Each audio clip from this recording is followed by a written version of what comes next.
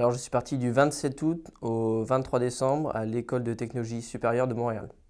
Au départ, je voulais plutôt aller aux États-Unis. J'avais aussi commencé les démarches, ça s'est pas très bien passé. Donc je suis finalement allé au Canada et j'étais très content. J'ai pas été déçu au final. C'est une destination, j'y retournerai volontiers, hein. Il y a vraiment énormément de choses à voir, c'est immense et puis c'est vraiment très sympa. Donc, le conseil finalement, ce serait vraiment de s'y prendre très tôt.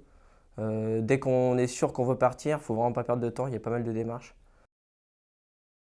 On a beaucoup de cours en amphithéâtre. Donc, les cours sont divisés. Il y a des cours généraux, un peu théoriques, et des TP. Et les TP, c'est souvent des projets qu'on réalise en groupe.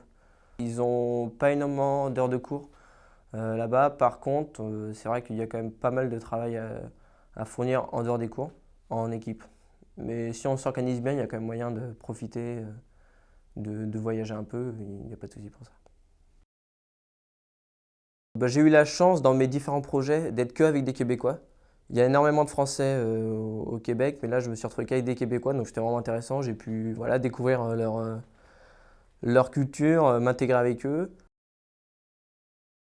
La nourriture est quand même assez chère, mais globalement la vie est assez chère à Montréal. Il faut le savoir quand même. C'est quand même un budget, il faut penser à ça avant de partir.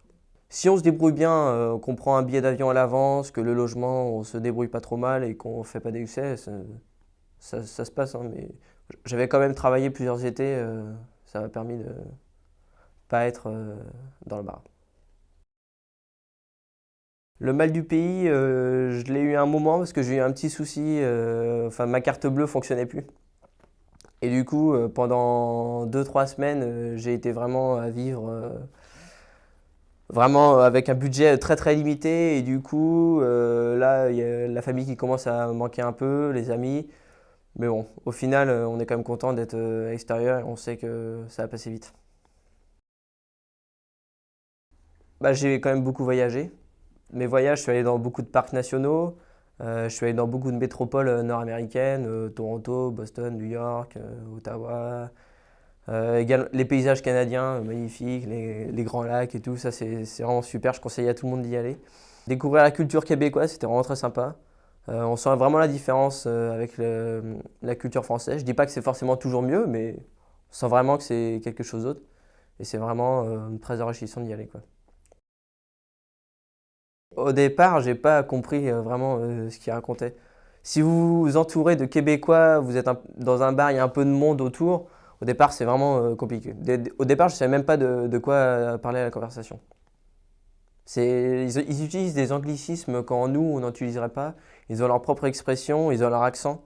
Donc tout ça mélangé, ça fait que des fois, voilà, on comprend pas tout. Mais au final, on s'y habitue et puis c'est vraiment marrant. Mais les professeurs parlent plus clairement que les étudiants, généralement. Mais ils ont aussi quelques expressions, mais on n'est pas perdu au niveau de la langue en allant en cours. J'ai progressé en anglais quand j'ai fait mes voyages en fait. Parce que j'ai fait beaucoup de covoiturage avec des Américains, donc là pendant des heures, parler anglais.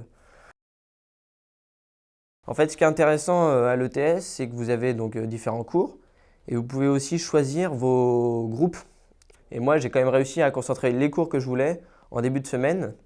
Et ensuite, si vous êtes bien organisé pour ne pas avoir pris de retard, avoir fait le travail qu'il fallait avec les autres en projet, en équipe, bah, vous pouvez voyager pendant 2-3 jours la semaine.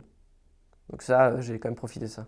Moi, quand je suis parti, je suis quasiment tout le temps parti tout seul, avec mon sac à dos et faire du covoiturage du stop. D'un point de vue académique et professionnel, je pense que ça m'a apporté un plus. Je voulais partir aussi parce que je savais que le semestre 5 à Polytech correspondait pas forcément à mes attentes au niveau des cours. Je voulais quelque chose d'un peu plus pratique et c'est ce que l'ETS m'offrait. Donc j'ai choisi des cours qui correspondaient vraiment à mon projet professionnel, quoi. Je vois que j'ai postulé par exemple chez une filiale de Vinci Construction à l'étranger et j'ai eu une réponse très rapidement.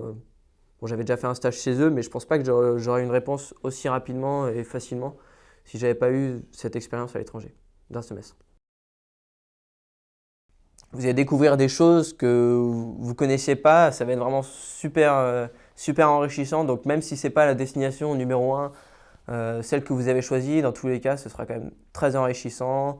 Vous allez réussir vous allez vous adapter dans des nouvelles conditions, donc à tous les points de vue, que ce soit personnel, professionnel. vous adapter dans des environnements différents. C'est souvent ce qu'on demande d'ailleurs dans les entreprises. Donc je pense que à tout point de vue, même si vous n'avez pas votre destination numéro 1, il ne faut pas hésiter à partir.